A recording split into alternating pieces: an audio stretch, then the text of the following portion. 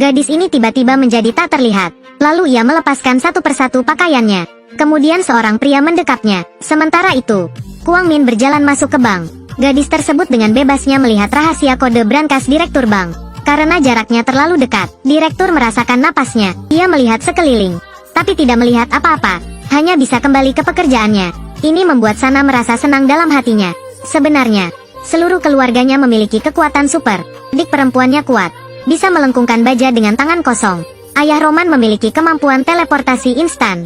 Cukup dengan melompat beberapa kali, dia bisa sampai ke ujung bumi.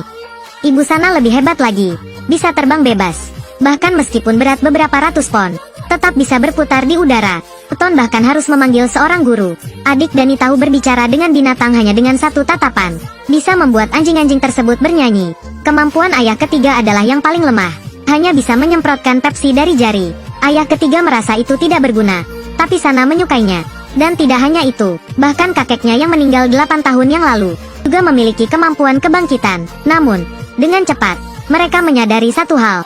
Setiap kali Sana pergi belanja, kakeknya akan mati. Sana kembali, kakeknya akan hidup kembali. Jadi, keluarga 7 orang itu harus menjaga jarak 30 meter.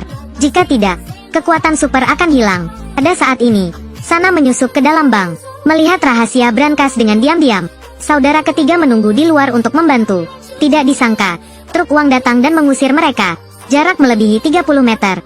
Kakeknya mendadak mati lagi. Namun, di dalam bank, kemampuan tak terlihat Sana kehilangan efektivitasnya. Segera muncul di depan direktur. Direktur terkejut. Dia pikir seseorang yang lajang selama 32 tahun seperti dia mengalami ilusi.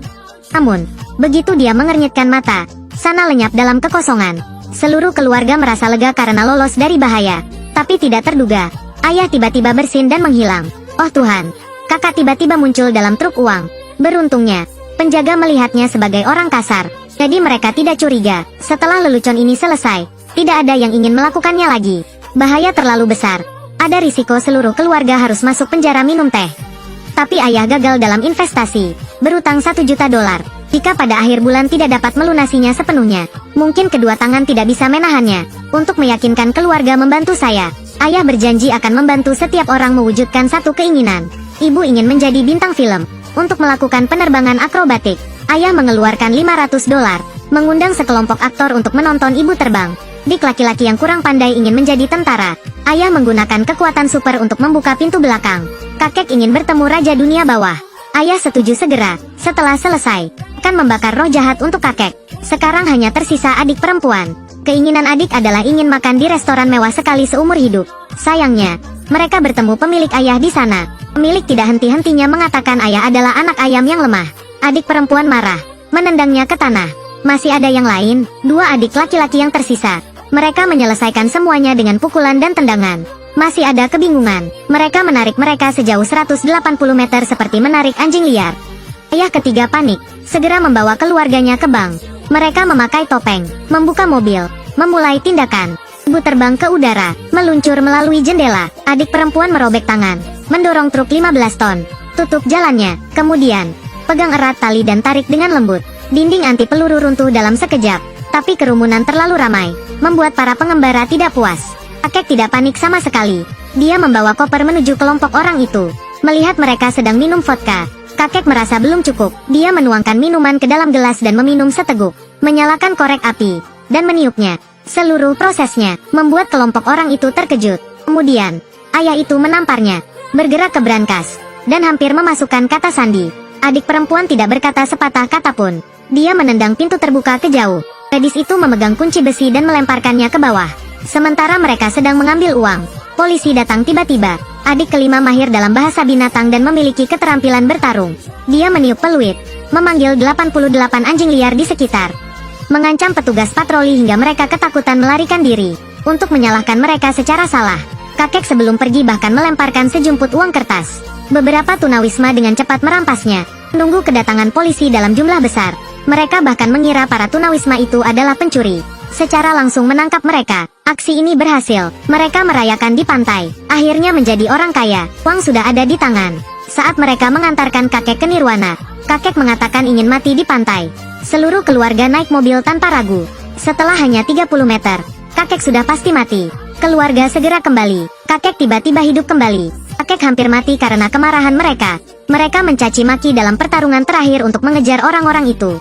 Kakak laki-laki membayar hutang, memakai setelan jas, minum anggur tahun 82.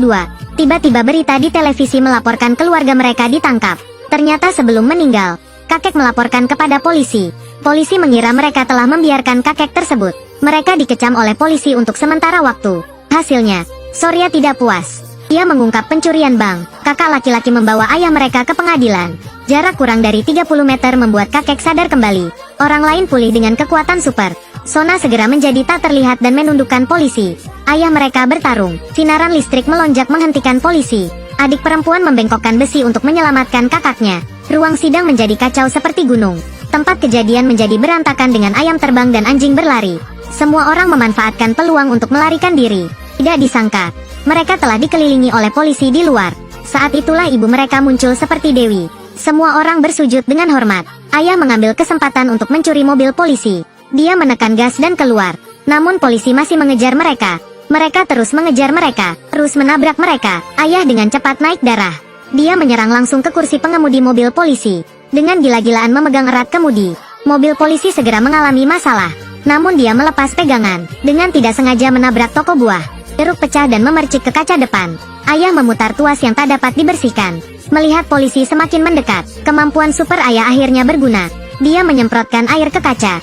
Membasuh lapisan jeruk terperas. Saat semua orang merasa senang, tiba-tiba sebuah truk muncul di depan. Menghalangi jalan mereka. 1000 pon gantungan rambut. Ibu mengangkat mobil tinggi ke udara. Akhirnya, semua orang selamat dari kematian. Mereka sampai di pelabuhan, duduk di dalam kotak truk dan pergi ke India.